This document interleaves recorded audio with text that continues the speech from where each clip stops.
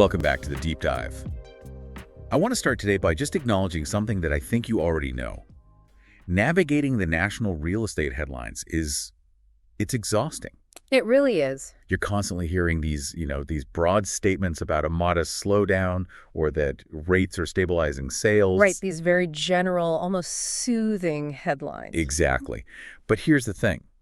If you actually zoom in, really get down to the ground level, that macro picture, it often hides a completely different reality. A much more dramatic reality, usually. National averages are useful for setting a bit of context, I get that, but they can be terribly misleading when you're trying to understand the facts on the ground in your own community. And that tension, between the big national narrative and the often volatile local market pulse. That's exactly why we do these deep dives. Right. Generic economic caution, it gives you a general sense of awareness, sure, but it's the highly localized data that tells you exactly where the wealth is shifting. And critically, how quickly the power is transferring from the seller to the buyer. Precisely. So our mission today is to cut straight through all that noise. We're using raw, highly specific October 2025 housing data. It's been compiled by the North Texas Real Estate Information Systems. That's NTEIS, and for anyone not familiar, it's pronounced NETRIS. Right, NETRIS. We are taking a magnifying glass to the entire region, but we are going to zoom in specifically on one market that has become the definitive outlier, Montague County. And we should probably clarify that one, too. It's pronounced Montague County. Good call. Montague. And that specific focus on Montague it's entirely deliberate. While the North Texas region overall might be described by those regional averages as, softening or balancing, the raw data for Montague shows a correction that is moving at an extreme speed and severity. Our goal here is to synthesize all this complex information to really identify what unique localized forces are causing this severe shift. And why this one county is experiencing this profound buyer's market when the massive surrounding metroplex seems relatively contained. Okay, let's unpack this. We are looking at the facts on the ground, and those facts suggest that local volatility is the real story of the 2025 market, not regional moderation.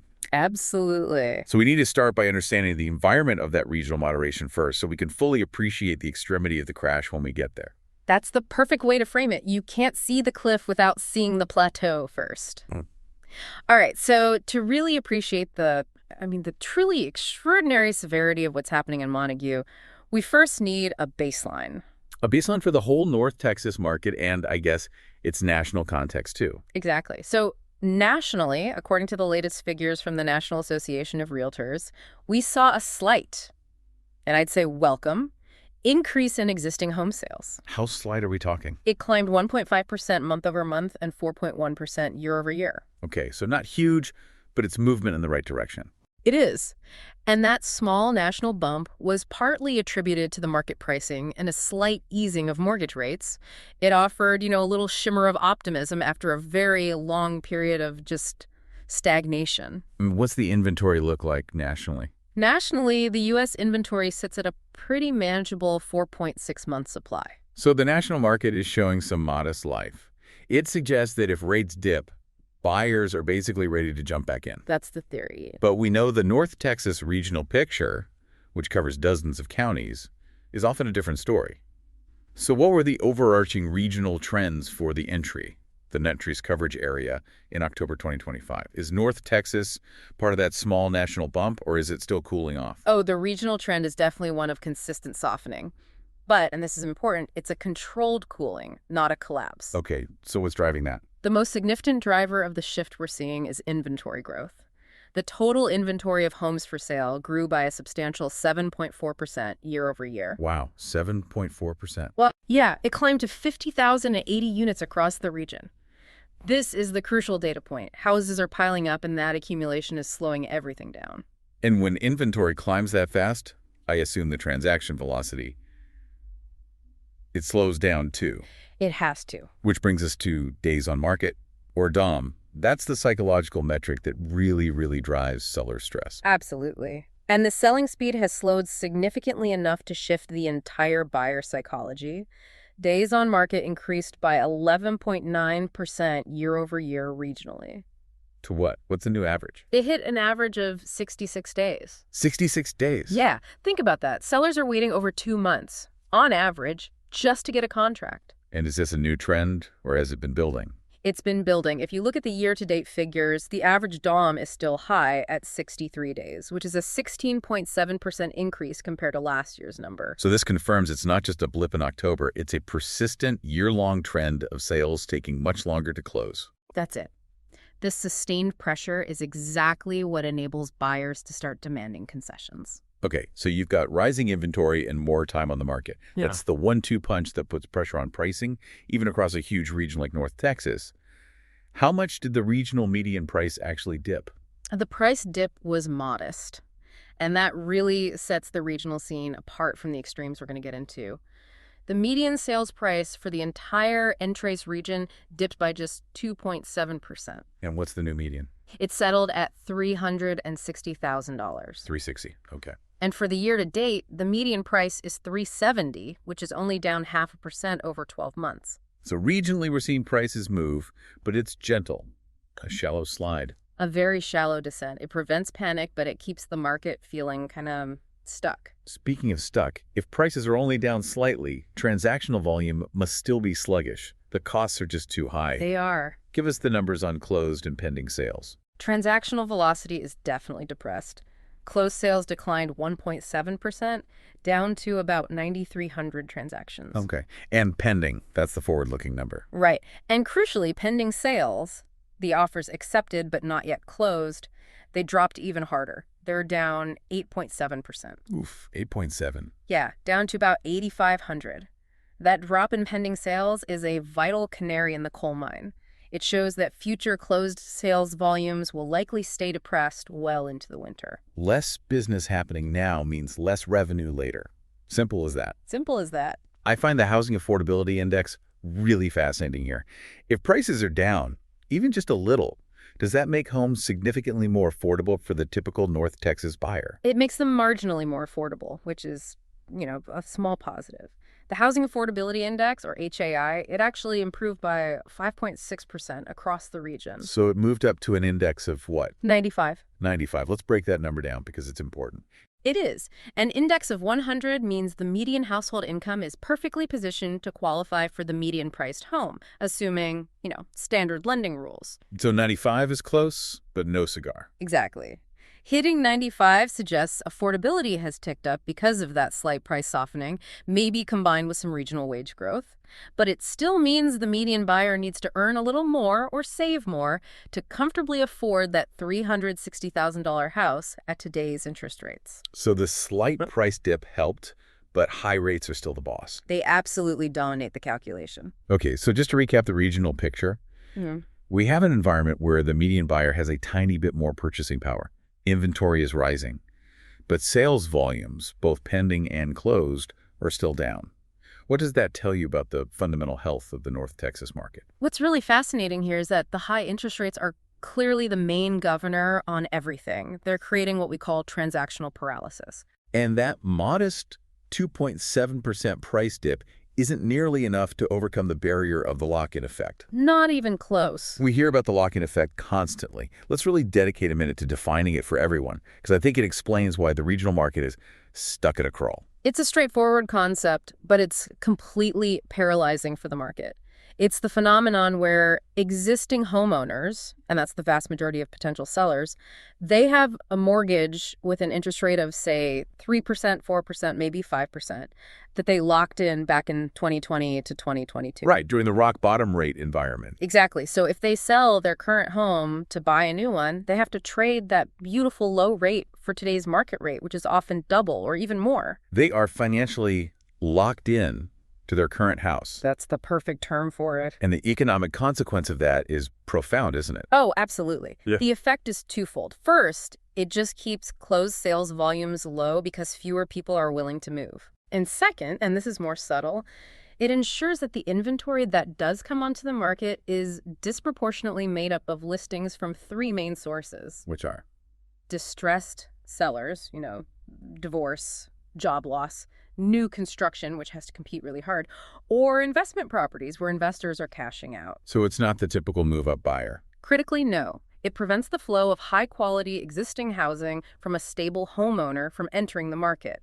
And that leads to this highly segmented, sluggish, and increasingly localized market. So it's softening, yes, Yeah. but it's definitely not collapsing, at least not regionally. That regional stability is the key to our whole next point. The lock-in effect is paralyzing the market, which ironically allows these localized inventory floods we're about to discuss to exert maximum brutal pressure. Okay, so when we talk about a shifting market, a real change in power, we have to focus on the true power metrics. Inventory and negotiation leverage. Exactly.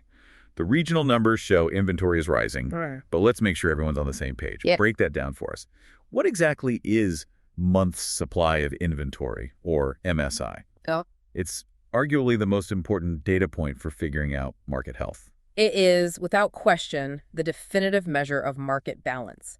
It's calculated by dividing the total number of homes currently listed for sale by the average number of monthly pending sales over the last 12 months. This is a velocity metric. It's a velocity metric, exactly. Yeah. Essentially, it tells you how many months it would take to sell every single home currently on the market if not one new home were listed starting tomorrow. And what do those numbers mean in practice? What's a good number versus a bad number? A lower MSI, say 2 months of supply, that hugely favors sellers. It indicates fierce competition, bidding wars, quick sales, a frantic seller's market. And a balanced market. Historically, an MSI between 5 and 6 months is considered perfectly balanced. Neither buyers nor sellers have a dominant advantage. And then anything above 6. Anything significantly above 6 months leans decidedly toward buyers. It grants them negotiation power, time, and choice. So regionally, where does the North Texas MSI sit right now, according to the latest NetTrist data? Does that 7.4% inventory growth translate into a deep buyer's market? It translates into a market that is just teetering toward buyers. The North Texas MSI increased by 6.1% year over year. Landing at 5.2 months. 5.2, so right on the edge of that balanced range. Exactly. While that is rising, and it's up from the tight market we saw before, 5.2 months signals a market that is just beginning to transition. It's not deep buyer's territory, but it slightly favors the person making the offer. So the market overall is absorbing those 50,000 plus homes. Yeah. Just slowly. Slowly and with increasing time on market, yes. But 5.2 months feels deceptively balanced, doesn't it? It suggests this comfortable stasis, but when you have 50,000 homes waiting to be sold, every buyer out there knows they have leverage. That is the critical nuance. Even a slight increase in MSI gives buyers powerful optionality. When you, the buyer, know that for every house you look at, there are 4 or 5 others that have been sitting on the market for 66 days. You stop feeling rushed. You stop feeling rushed. And that shift in feeling is why we see the next key metric change, the percent of original list price received. Okay, let's talk about the cold, hard reality of negotiation. Seller leverage is measured by that number, the percent of original list price received. How's that looking regionally? Seller leverage is definitely eroding. No question. Buyers are demanding and they are receiving concessions. What's the number? Regionally, the percentage of the original list price received dropped by 0.8% year over year. It's now at 93.4%. Okay, 0.8%. Let's translate that dip into real money for the listener. If the regional median price is $360, what does that slight dip mean for a buyer in concrete terms? That 0.8% dip across the region is significant, especially when you apply it across thousands of transactions. If you're buying that median $360,000 home, you are statistically saving about $2,800, almost $2,900 compared to the leverage buyers had last year. And that's money that can be used for a rate buy-down or closing costs. Exactly. It's frequently repurposed for a minor rate buy-down, covering the buyer's closing costs or paying for unexpected repairs you find during the inspection. So it's a real shift in market psychology. Sellers just can't expect full price anymore. They can't demand it, and they can't expect it. A drop of nearly a full percentage point across thousands of sales confirms buyer confidence has solidified into real negotiation power. It really feels like there's an input versus output disconnect happening across the whole Intrias region, and that's driving all this stagnation. See more about that. Well, new listings, the input of potential inventory, they were up 1.2% this month, over 15,000 units. But pending and closed sales, the output that clears the market, they're dropping. Exactly. More inventory is coming onto the market than is leaving it. When new listings trickle in, even modestly, and the number of homes going under contract shrinks. Remember, pending sales dropped 8.7%. That cumulative effect is what drives up DOM and MSI. Directly. And this sets the perfect fragile scene for localized volatility, particularly in these smaller counties where the depth of buyer demand is already shallow. Right. The stabilization of the core counties suggests the regional picture is sound, but if we pull on that specific thread, the rising inventory outside the Metroplex, that 5.2-month regional MSI, starts looking very deceptive. It is. It's like looking at the average temperature of the whole state of Texas in July. It tells you nothing about the heat dome sitting over one specific county. That is the critical insight. The regional average suggests you, the listener, have time to adjust, that the market is just mildly balancing. But certain localized markets are already experiencing what looks like a full-blown crisis for sellers, and they are moving much faster than the regional data would ever suggest. Okay, here's where it gets really interesting. When we look at the suburbs in these rural areas, those regional averages, that 2.7% price dip and the 5.2-month supply, they hide some wild, frankly extreme deviations. They absolutely do. The regional numbers are stable precisely because the large core counties, Dallas and Tarrant, are massive stabilization anchors.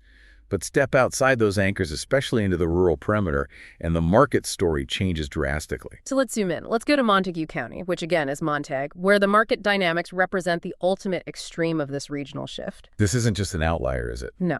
The data here is a textbook case of a massive, rapid market correction concentrated in a single year. And the mechanism for this correction, it starts with just the sheer volume of supply overwhelming the localized demand. Tell us first about the listing surge there. That's the trigger, right? That's the trigger. In Montague County, the supply shock was immediate and aggressive. New listings jumped dramatically by 22% year over year. 22%. Yeah, from 41 new listings in 2024 to 50 in 2025. This is happening in a market that simply cannot absorb it. And at the same time, sales collapsed. Completely. Closed sales plunged sharply by 25%, from 20 closed sales last year down to just 15 this year, and the year-to-date number is even worse, down 25.8%. So you have a quarter more inventory hitting the market, and simultaneously right. A quarter fewer houses actually managing to close. Yeah. That gap, 50 incoming versus 15 outgoing, that must have created an instantaneous and enormous inventory overhang. Which immediately impacts prices. So highlight the most shocking metric for the listener. Yeah. The median sales price collapse. It's truly unprecedented in the current market environment. The median sales price in Montague County fell by a staggering 41.2% year over year. Say that again. 41.2%. It dropped from $314,750 in October 2024 down to $185,000 in October 2025. Unbelievable. And the average price? The average sales price reflected this too. It dropped severely by 34.3%. 41.2%. I'm struggling to wrap my head around that number. For the listener who bought a home there in late 2024, that represents a profound and immediate loss of wealth. Not just paper equity, real wealth. That's not a gentle softening. That is a market shockwave. When you compare that to the overall Entrées regional median price drop of only 2.7%, Montague is clearly operating in an entirely different economic reality. A completely different world. So what are the economic levers unique to Montague that allowed this shock to happen? Why there? The core takeaway here is market vulnerability and demand depth. Montague is a low-density, typically rural market. Its demand pool is inherently thinner than a place like Dallas or Tarrant County. So it depends on a different kind of buyer. It often depends heavily on discretionary buyers, people looking for recreational land, second homes, retirement properties, or those seeking extreme affordability who are highly sensitive to interest rates. And when rates go up, those buyers vanish. They disappear first. A small, local market like that lacks the depth of jobs and population necessary to absorb a sudden 22% influx of supply. So if 50 listings hit the market in a localized area where the real immediate buyer base can only sustain 15 sales, the balance just breaks instantly. It's a supply correction on steroids. Precisely. The balance is utterly shattered. And we see that reflected in the month's supply of inventory, the MSI. How high did that metric spike? The month's supply of inventory spiked by a dramatic 71.6% in Montague. 71%. Reaching 13.9 months. That's nearly triple the regional average of 5.2. 13.9 months. Let's contextualize that. That isn't a slow market. That's a real estate parking lot. It's completely saturated. At 13.9 months of supply, the Montague market is it's just deep, deep into buyer's market territory. Which gives buyers immense, almost complete power. Total power. Sellers are competing against 12 to 13 months of accumulated disappointment and necessity. It forces them to slash prices radically just to attract the very limited number of buyers who are available. And we see that power shift reflected brutally in the negotiations. With a 13.9-month supply, sellers have to be desperate. Their desperation is palpable in the data. The percent of original list price received dropped by 3.2% year over year in Montague. Down to what? Settling at 89.7%. Below 90%. Yes. This means that on average, sellers are closing deals at nearly 10% below their original asking price. Imagine listing your home for $200,000 and settling for $180,000. In a healthy market, you might see 93, 94%. Dropping below 90 signals that buyers are controlling the entire transaction. They're demanding steep discounts or huge concessions just to sign the papers. The market has moved from negotiation to capitulation. And the final piece of the puzzle, confirming all this stagnation, is how long homes are sitting before those desperate sales are finally secured. The days on market reflects that prolonged struggle. Selling time increased 14% to 98 days in October. Over 3 months. But the year-to-date DOM is even longer, 105 days. Which is an increase of what? 36.4% year over year. So if you listed a home in Montague last year, you could expect to sell it in about 77 days. This year, you should expect 4 months or more. And that's only if you drop your price substantially. Only if.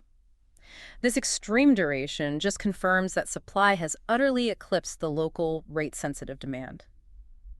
The Montague data is a stark warning that regional averages simply do not apply when demand pools are shallow and supply surges. So the data from Montague County, that 22% listing spike meeting the 25% sales plunge, it offers us a really clear model. What's the model? The combination creates a rapid, catastrophic inventory overflow. It pushes the MSI to 13.9 months and forces prices down by over 41%. So it's a correction driven entirely by supply, overcoming thin demand in a low-density, vulnerable market. That's it in a nutshell. So Montague isn't just an anomaly.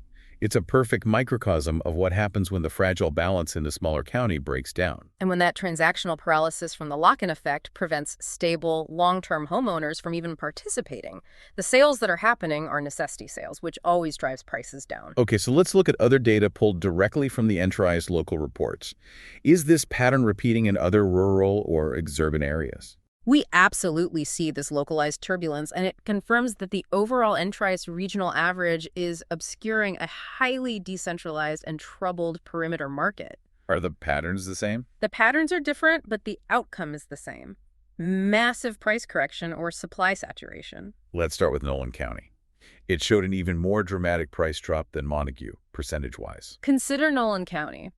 It experienced arguably the most severe price shock by percentage this month, with the median sales price dropping a stunning 55.6%. From what to what? From $225,000 down to $100,000. 55.6%, that's staggering. Uh-huh. But why should we treat this data point with a little more caution than Montague's 41% drop? We have to exercise extreme caution here because of the small sample size. It's a common hazard when you analyze these outlying counties. How small are we talking? Closed sales in Nolan fell by 85.7%, from 7 sales last year to just 1 sale this October. 1 cent. 1 sale. So when only one house closes, that single transaction, whether it's a foreclosure or a unique property or a distressed sale, it can send the median and average prices into free fall. It creates a statistical distortion. So the price collapse in Nolan might not mean the entire market is worth half as much, but rather that the market failed to produce enough transactions to generate a meaningful average. Precisely. That is a crucial distinction. The volatility is the key takeaway, not necessarily the exact 55.6% figure. Exactly. When volume collapses that severely, the market is effectively frozen. But any transaction that is forced creates maximum pain for the seller involved. Okay, what about Freestone County? Their price drop was also massive, but the root cause seems different from the supply surge we saw in Montague. Freestone County offers a different failure mechanism, a catastrophic demand collapse. So prices are down there too. Oh, yeah, they saw severe rapid price drops, a 37.8% decrease in median sales price, falling from 245 down to about 152. But it wasn't a flood of new listings. No. Freestone's pattern is the opposite. Their new listings actually plummeted 75.7%, and closed sales fell 52.6%. This is a market that has effectively just dried up. So the narrative changes from too much supply to no demand at all. Right. But it still results in the same outcome. Yeah. Huge discounts for the few buyers who are left. It suggests the buyers who were there just vanished. And that leads to extreme price capitulation from the few sellers still listing out of necessity. So the result is the same. Yeah. Massive downward price pressure. It is. And then you have counties showing the pure Montague pattern, the inventory flood leading directly to market saturation, even without a price collapse that's quite as dramatic. Give us an example of that. Limestone County, it saw its median price fall by 20.5%, which is substantial, from 226 down to 180. And the MSI. Crucially, their month's supply of inventory jumped 26.4% to a staggering 11.5 months. 11 and a half months. Yeah. This shows that even if the percentage price drop isn't 41%, the market is struggling mightily to absorb supply. It guarantees buyers time and leverage. And Franklin County saw an even more profound inventory spike, almost at Montague's level. Franklin County is another textbook example of pure supply-side pressure overpowering limited demand. They experienced an extreme MSI spike, up 89.7% year over year. Landing them at what? 12.9 months of supply, almost as severe as Montague's 13.9. And that was driven by new listings. Entirely, a massive influx. New listings surged 53.8% year over year. When listings increased by over 50% in a smaller market, a catastrophic imbalance is the immediate, non-negotiable result. Okay, so it seems like the common thread here, whether sellers are closing deals at 10% off list in Montague or facing 12 months of inventory in Franklin, is that the rural and outer exurban markets are bearing the brunt of this instability. Absolutely. The slightest shift in buyer hesitation or listing activity creates an amplified, violent response compared to the metropolitan core. And that is the critical contrast we have to draw now. The turbulence in these rural markets is violent, yet the overall regional average, that gentle 2.7% price dip, is protected by the stable, massive core counties. They serve as the anchors. So let's look at those anchors that prevent the whole regional index from collapsing.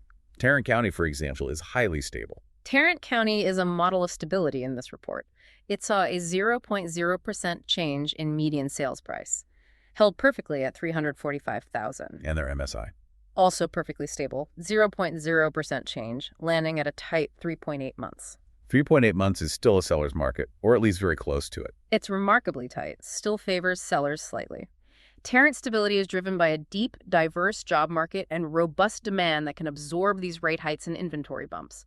They don't have the thin demand floor problem of Montague. And Dallas County actually managed to inch forward a little bit. It did. Dallas County's median sales price was up slightly, 1.1%, reaching $368,950. Their MSI is still tight at 4.9 months, though it did increase about 9%. So these major metro markets are insulated from the volatility we're seeing in Montague or Nolan. They have deep demand pools, established economic foundations, and robust populations that act as a buffer. But even in the major suburbs where inventory is rising, the pressure is clearly mounting. They're not totally immune. Look at Collin County. Right. Collin County, one of the primary northern suburbs, saw a meaningful price drop, though not capitulation. What were the numbers there? Collin County saw its median sales price fall by 9.3% to $440. And inventory there increased by a significant 28.9%. Okay, this is where we need to apply our pattern recognition. A 9.3% drop and a nearly 30% inventory increase. That's substantial. It is. It indicates real market pressure, but it is still nowhere near the 41.2% price collapse we saw in Montague. So the question remains. If Collin County's price is already down 9% and inventory is up almost 30%, aren't we just seeing the Montague effect delayed, not prevented? That is the right critical question to ask. How do we differentiate that pressure from true capitulation? The difference is demand depth and absorption rate. Collin County has immense job growth and population influx, which acts as a shock absorber.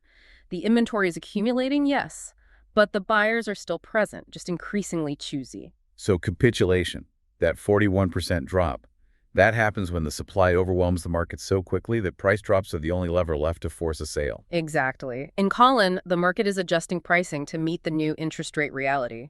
In Montague, the market is crashing because the demand floor simply vanished.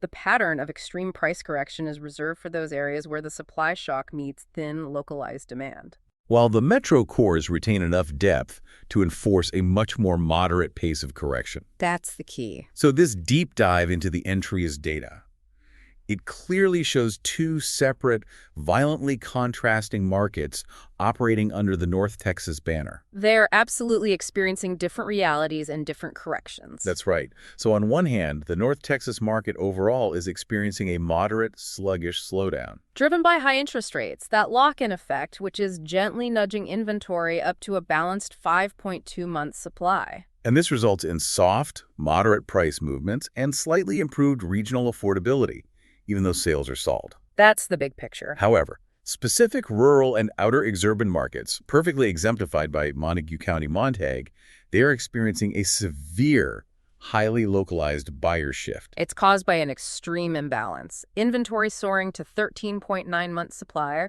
coupled with cratering closed sales volume, Which forced a massive accelerated price correction, dropping the median price by over 41% and giving buyers negotiation advantages that pushed the sales price nearly 10% below asking. And if we connect this to the bigger picture, the overall regional stability of the Dallas-Fort Worth Metroplex masks an incredible amount of volatility in the localized markets. Right. The key lesson for anyone tracking this data is that in smaller counties, the metrics behave like a rubber band. They snap quickly and dramatically under pressure. Especially when either new listings or closed sales volume moves by 20% or more. That's when you see price capitulation. So our discussion highlighted that this shift is happening not just because buyers are hesitant due to rates, but because specific rural areas saw these massive listing increases. Montague was up 22% in new listings. Franklin County was up over 53%. These are supply-driven corrections driven by local, vulnerable conditions. And this raises an important final question for you, the listener, to consider as you track your own local real estate environment. If high listings continue to flood the market, which of the currently stable suburban counties might see a delayed, accelerated correction like the one we saw in Montague? You should be watching the suburban areas like Collin, where inventory is already up almost 30%, but prices haven't fully capitulated yet. Keep tracking inventory versus closed sales volume in your specific area to spot where that rubber band might snap next, forcing the next major localized shift from pressure into true capitulation. That is the essential insight to take away today. The regional number is a comfort, but the local data, that's the reality. Thank you for diving deep with us. We'll see you next time.